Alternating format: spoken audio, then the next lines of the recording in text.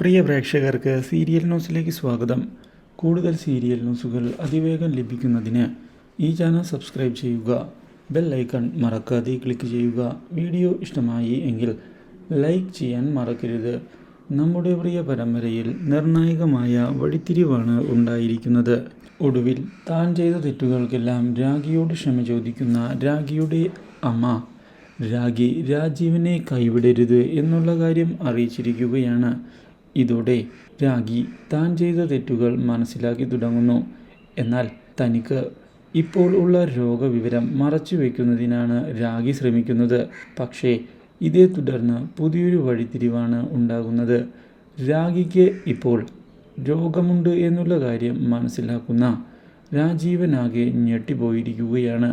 ഇതേ തുടർന്ന് ഇതിൻ്റെ സത്യാവസ്ഥ അറിയുന്നതിനായി ഉടൻ തന്നെ രാഖിയെ ചെന്ന് കാണുന്ന രാജീവൻ താനറിഞ്ഞ കാര്യങ്ങൾ സത്യം തന്നെയാണോ എന്ന് ചോദിച്ചിരിക്കുകയാണ്.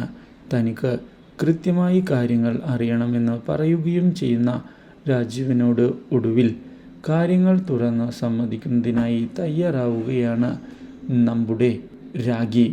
ഇതോടെ തകർന്നു പോവുകയാണ് രാജീവൻ.